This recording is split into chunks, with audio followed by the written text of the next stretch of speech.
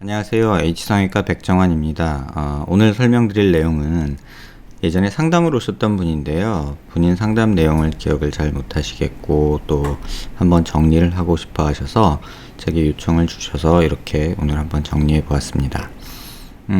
광대 수술을 받으신 분인데요. 이제 귓광대 수술을 받으신 분인데 지금 이렇게 사진에서 보시면 이쪽에 보시면 아치 쪽에 절골 라인은 살짝 관찰이 되지만 줄어든 양은 어느 정도는 있으리라고 생각이 됩니다. 하지만 절골 라인만 관찰되고 이 측면에 뒷광대라고 하는 부분이 조금은 보이고요.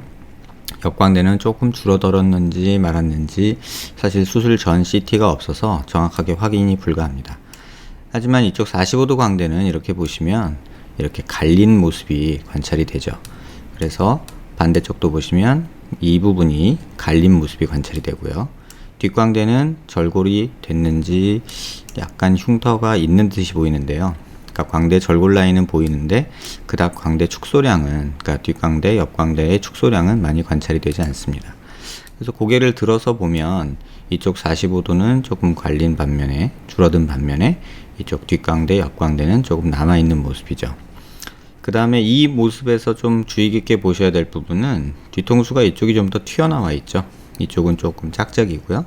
근데 이거를 잘 보시면 이게 제가 많은 환자분들한테 설명드리는 내용 중에 하나인데 이 각도에서 얼굴 전체 두상을 보면 얼굴의 비대칭을 이해하는 데 굉장히 도움이 많이 됩니다. 이렇게 봤을 때 이쪽이 꺼져 있고, 그러니까 다시 말하면 이쪽으로 눌리는 양상을 보이면 반대적으로, 상대적으로 반대쪽에 이쪽 광대 쪽이 이렇게 눌리는, 그러니까 공으로 치면 이쪽이 눌리고 이쪽이 눌리는 상황이 오기 때문에 그랬을 때는 반대로 이쪽은 튀어나오고 뒤쪽 후두부 쪽은 튀어나오는 이런 양상을 보이는 것이 일반적입니다. 그래서 그러한 관계에서 보면 턱이 또 그 모습에 맞춰서 눌리고 삐뚤어지는 모습이 있죠. 그래서 이러한 비대칭이 있지만 이 정도의 비대칭은 사실은 일반인들 거의 대부분 어느 정도는 갖고 있다고 보고요. 아주 심한 비대칭은 아니라고 생각이 됩니다. 하지만 이러한 광대의 함몰 부위를 느낄 때 이쪽 45도 광대가 오른쪽이 조금 더 높고 이쪽이 조금 더 낮다, 이쪽이 조금 더 튀어나왔고 이쪽이 좀 꺼져 있다, 이렇게 느끼는 이유는 바로 이러한 비대칭 때문에 생긴 문제라고 보여집니다. 그래서 정면에서 봤을 때 모습을 제가 조금 정리를 해봤는데요. 정렬이라고 해서 환자가 CT를 찍을 때 정상적으로 약간 삐뚤게 찍는 경우가 대부분입니다. 그래서 컴퓨터를 통해서 이런 프로그램을 이용해서 이렇게 각도를 조정하고 이렇게 세 가지 방면에서 각도를 조절하는 이런 작업을 하고요. 또 이렇게 봤을 때도 코를 기준으로 광대에 나온 정도를 보고 대칭을 맞춰서 이렇게 돌리고 이런 식으로 정렬을 하게 되는데요. 이렇게 정렬을 한 후에 어떤 수평선을 그어 보면요, 안아골의 하면을 따라서, 안아골의 아래쪽 면을 따라서 이렇게 수평선을 긋고요. 그 다음에 미간의 중심 라인하고 코뼈의 중심 라인, 그 다음에 안테리어 네잘 스파인이라고 해서 이쪽 코의 중심 라인, 또 위턱의 치아 중심 라인을 맞춰서 이렇게 수직선을 긋게 됩니다. 이렇게 노란색으로 수평선을 긋고 나면 그 나머지 부분들에 대해서 좀 비교 평가할 수 있게 되는데요. 아래턱을 보시면은 아래턱의 중심 치아 라인에서 턱끝의 중심을 연결한 선이 이 파란 선이고요. 이 파란 선이 얼굴 중심축 노란 선에 비해서 이렇게 삐뚤어진 모습을 볼 수 있고요. 또 턱 끝에 하악 각을 기준으로 이렇게 파란 라인을 그어보면 또 얼굴 안와에서의 수평선과 약간 틀어진 모습을 볼 수 있습니다. 또 많은 경우에 있어서 이 노란 수직선과 이 빨간 선 하악각 라인의 이 간격이 약간씩 차이가 나는데요. 이 환자에서도 좌측이 우측보다 조금 더 긴 그런 모습이 관찰이 됩니다. 앞서 설명드린 고개를 든 모습에서 공이라고 생각하고 원을 하나 그려보면요, 수직선을 그어보면 전반적으로 이쪽이 더 멀어진 모습을 볼 수 있고요, 이쪽이 더 튀어나온 모습도 볼 수 있죠. 그러면서 이쪽이 들어가니까 이쪽이 좀 더 들어가고, 그래서 이쪽과 이쪽을 비교해보면 이 원이 이 광대 45도 부위에 굉장히 가까운 반면에 이쪽은 조금 차이가 나는 모습을 볼 수 있고요. 하악각을 연결한 선도 이렇게 얼굴 수직선과 조금 틀어진 모습이고, 아래 치아선과 턱끝 중심선을 연결한 이 축도 이렇게 틀어진 모습을 확인할 수 있습니다. 이 음영은 피부 음영하고 뼈를 같이 보는 음영인데요. 그래서 똑같이 원을 그려서 봤을 때 실제로 뼈의 비대칭에 비해서는 이렇게 우측의 45도는 약간 꺼져 있지만 이런 정도의 간격을 보이고요.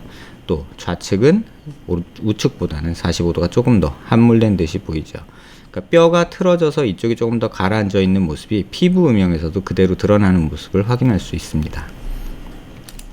그 다음에 이 환자에서 무턱 증상을 설명하는 그림인데요. 이렇게 이 초록색 라인이 이렇게 움직이는 것을 볼 수 있습니다. 이 라인이죠. 그래서 초록색 평면을 코의 중심 라인에 맞춰서 보면 이 라인이, 이 평면, 초록색 평면이 단면이 ECT입니다. 이 단면을 보고 저희가 이런 판단을 하게 되는데요. 코끝과 아랫입술을 연결한 직선을 그었고요. 코끝과 아랫입술이 달랑말랑 할 때 비율이 좋다고 하거든요. 그러면 턱끝에 부족한 양은 여기서부터 한 여기까지 돼서 한 7, 8mm 정도 이제 전진량이 부족하다는 것을 알 수 있는 그런 내용입니다. 그래서 그 내용을 조금 더 다른 그림에서 정리해 보면 얼굴 측면에서 이런 수직선 보조선을 긋고요. 이렇게 빨간 화살표가 가리키는 부위가 이렇게 전진이 부족한 양이 되겠죠. 그래서 무턱 증상이 있다는 것을 알 수 있고요. 그 다음에 고개를 숙인 모습에서 이렇게 CT를 고개를 숙여서 보면 이렇게 뒷광대 부위가 굉장히 튀어나온 모습을 볼 수 있고요. 그 다음에 이렇게 선을 보조선을 그어서 보면 이 거리가 이 거리보다 약간 더 긴 모습이 보이고요. 또 무턱이나 하악 외수증에서 특징적으로 보이는 이쪽 하악 체구의 이 외측면이 이렇게 오목하게 된 모습을 관찰할 수 있는데요. 양쪽에서 모두 이렇게 오목한 모습이 관찰이 되고, 만약에 수술을 전진술을 하게 된다면, 또 보형물을 통한 수술을 하게 된다면 이렇게 돌출된 부위부터 이렇게 원을 그려서 지금 보면 오렌지색으로 된 그림이거든요. 그래서 이 보조선만큼 보형물을 만들면 되지 않겠나 이런 생각을 합니다. 측면 모습 자세히 다시 한번 보시면 여기에 갈려있는 모습이 확인이 되고요. 딱 갈린 면이 이렇게 요 부위에서 보이죠. 그래서 이 부분부터 이 부분까지 이렇게 골삭제가 이루어진 것을 볼 수 있고요. 그 다음에 옆에서 보시면 뒷광대나 45도 광대가 이렇게 튀어나와 있는, 45도 광대 아니라 옆광대죠. 뒷광대랑 옆광대가 조금 이렇게 튀어나와 있는 모습을 확인할 수 있고요. 지금 보면 여기가 많이 돌출돼 보이죠. 반대쪽도 마찬가지로 45도 쪽에 이렇게 갈려 있는 모습이고, 뒷광대 쪽으로는 이렇게 튀어나온 모습이죠. 이쪽 보시면 이렇게 튀어나와 있죠. 그래서 이 부분이 조금은 뭐 갈아주는 작업을 하든가, 뭐 다시 재수술을 통해서 재절골을 해서 고정을 하든가, 어떤 수술을 한다면 조금 도움이 되지 않을까 이런 생각이 있습니다. 환자의 실제 모습을 보시면 이쪽에서 음영을 이렇게 바꿔보면요, 실제 음영과 실제 사진 모습인데요. 이러한 CT 이미지가 되게 중요한 이유는, 사진은 사실 조명이나 어떤 각도, 찍는 각도, 환자의 포지션에 따라서 굉장히 다르고요. 또 피부 화장이나 또 피부 색에 따라서 음영이 완전히 다 드러나지 않는 경우가 많습니다. 그래서 굴곡을 평가하기 위해서는 차라리 이렇게 색깔이 없는 CT 스캔에서의 피부 음영이 오히려 도움이 되는 경우가 많은데요. 지금 이 모습, 사진 얼굴에서 보시다시피 약간의 돌출이 보이지만 피부 두께가 워낙에 두꺼워서 그 돌출된 뒷광대 모습이 잘 안 보이는 모습이죠. 그래서 이렇게 보면 여기가 튀어나와는 있지만 여기 뼈에서 돌출된 양에 비해서는 뭐 그렇게 많이 표현되지 않습니다. 쉽게 이 부분을 설명드리면 5mm가 3mm가 줄어서 2mm가 되면 겉으로 확 드러나죠. 3mm가 줄었으니까요.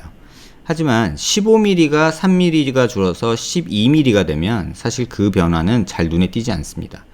우리가 수술하는 거는 뼈의 변화거든요. 그러니까 뼈에서 한 2, 3mm 줄어들었다, 또는 뭐 4, 5mm 줄어들었다 해도 피부 두께가 막 센티미터 단위로 대부분 되기 때문에, 이렇게 보시면 피부랑 같이 좀 볼게요. 이렇게 보시면 여기서, 그러니까 광대가 튀어나왔다는 이 부위에서 이 피부 두께가 자로 재보면 이 한 칸이 10mm거든요. 그러면 한 2, 3mm 되는 거죠. 피부 두께가 한 12, 3mm 되는데 이쪽 뼈에서 줄 수 있는 변화는 사실 뭐 한 끼케 한 3, 4mm 정도입니다. 그러면 15mm가 12, 3mm가 됐다고 해서 눈에 확 띌까요? 그 부분에 대해서는 조금 뭐 어떤 분들은 뭐 본인은 예민해서 느낄 수 있다 이렇게 말씀을 하시고, 대부분은 뭐 잘 못 느끼겠다, 다시 말하면 수술 후에 효과를 잘 모르겠다 이렇게 말하시는 분들도 종종 있습니다. 그래서 고개를 숙였을 때 보이는 모습도 뼈에서보다는 실제 모습에서는 좀 덜 보이는 양상이 있지만 이렇게 튀어나온 것은 뭐 자명하죠. 그래서 약간의 개선 효과를 원한다면 여기를 다시 줄여볼 수도 있겠습니다. 정면에서 보시면 무턱 증상에서 흔히 보이는 이렇게 근육이 뭉쳐있는 모습과 이중턱이 같이 보이고요. 또 하악체부에 이렇게 오목하게 꺼져 있는 모습이 보입니다. 고개를 약간 숙이면 이중턱은 더 과장돼 보이고 근육에 의한 돌출과 근육이 없는 부위, 뼈에 없는 이런 오목한 부위가 무턱이나 하악외소증에서 보이는 특징적인 모습이죠. 측면이나 사면을 보시면 코가 돌출이 그렇게 많은 편은 아니거든요. 그래서 상대적으로 입이 나와 보이는 경우인데 이 턱 모양만 보면 이중턱과 무턱 증상이 함께 있는 모습이 전형적으로 관찰이 됩니다. 턱의 앞뒤 길이가 짧게 되면 대부분 이렇게 약간 입을 벌리게 되고요. 그러니까 잠잘 때 입을 벌리고 자고 뭐 코를 골거나 무호흡증이 생기는 이유도 이 앞뒤 길이가 짧아서 이쪽 기도가 좁아져서 그렇습니다. 그거를 좀 다시 보시면 이게 에어웨이인데요. 숨이 지나가는 길이거든요. 근데 설골하고 턱하고 뼈랑 연결이 된 부분이 있기 때문에 이게 에어웨이고 이게 뼈거든요. 뼈가 전진이 많이 되면 이 설골이 연결되는 이 근육들이 턱끝에 연결된 지니어하이오드 머슬들이 앞으로 당겨지기 때문에 에어웨이가 약간 넓어지는 경향이 생기죠. 근데 그 부분은 여기서 생기는 부분이고요. 뭐 여기가 넓어진다 이런 건 아닙니다. 근데 뭐 혓바닥이나 이런 부분들이 구강 구조가 좀 앞으로 밀리면서 당겨지면서 넓어질 수는 있지만 양악 수술을 통해서 일부 호전될 뿐 뭐 턱끝을 전진한다고 해서 이런 에어웨이가 더 넓어진다라고 생각되지는 않습니다. 그래서 이런 모습이 관찰이 되고 사면에서도 마찬가지로 이렇게 관찰이 됩니다. 무턱, 이중턱 이런 것들이 관찰되죠. 그래서 이런 환자에 있어서 무턱 수술이나 턱끝 수술을 하게 되면 전진술이나 어떤 보형물 수술을 하게 되면 턱끝이 전진이 되지만 이런 이중턱이 너무 심하기 때문에 지방 흡입이나 다이어트가 수술 후에 필수적으로 필요하지 않을까 생각이 됩니다. 또 얼굴을 이렇게 표정을 아랫입술에 힘을 주면요 이쪽이 더 당겨져 내려오는 모습을 볼 수 있는데 이건 비대칭 때문이기도 하고 표정 습관이기도 하고 뭐 여러 가지 원인이 있겠지만 크게는 비대칭과 얼굴 근육 쓰는 표정의 습관에 따라서 이렇게 좀 삐뚤어진 모습이 보입니다. 근데 잘 보시면 턱이 이쪽이 조금 더 이제 긴 양상을 보이거든요. 그래서 이쪽에서 이렇게 함몰된 부분이 조금 더 보이기 때문에 이런 것도 어느 정도는 기여를 한다고 볼 수는 있습니다. 고개를 약간 숙인 모습에서 특징적으로 보이는 이쪽 하악체부 쪽에 오목한 모습이 보이고요. 고개를 든 모습을 보시면 45도 쪽에 광대 빨간 화살표 부위가 이렇게 좀 꺼져 있는 모습이 보이고요. 이렇게 뒷광대라고 하는 부위에 돌출이 있어서 파란 화살표 부위에 약간 커져 있는 모습이 보입니다. 그래서 다시 수술을 하게 되면 뭐 많은 기대를 하면 요렇게까지 되지는 않겠지만 한 요 정도는 라인이 좀 개선이 되지 않겠나 그런 생각이 있습니다. 본인 수술 후에 뭐 마음에 안 든다, 수술 결과가 좀 부족하다라고 많이 느끼신 분들이 있는데요. 수술의 한계도 있고 수술이 적절하게 됐음에도 불구하고 좀 아쉬운 부분이 있고 그런 부분이 항상 존재합니다. 그러니까 모든 수술은 100점일 수는 없거든요. 근데 자신은 100점이길 바라는 마음이 있기 때문에 뭐 부작용이나 재수술을 고려하는 것 같습니다. 하지만 본인이 얻으려고 했던 목표치가 물론 10점 만점을 원하겠지만 대부분 8, 9점 정도 된다면 재수술을 고려하기보다는 그냥 조금 받아들이고 사시기를 개인적으로는 권하고 있습니다. 하지만 현실적으로 쉽지는 않은 것 같아요. 그러니까 돈을 들여서 고생해서 수술을 했는데 10점이 돼야지 라는 그런 작은 욕심 때문에 또 다른 수술을 계획하거나 무리스러운 수술을 하는 경우가 종종 관찰이 되는데요. 그게 오히려 부작용과 또는 수술 후에 또 불만족 이런 것들을 야기하지 않나 이런 생각이 듭니다. 환자분께 뭐 정리를 한번 다시 해드린 개념으로 영상을 제작해 봤고요. 도움되는 내용이 되었길 바랍니다. 감사합니다.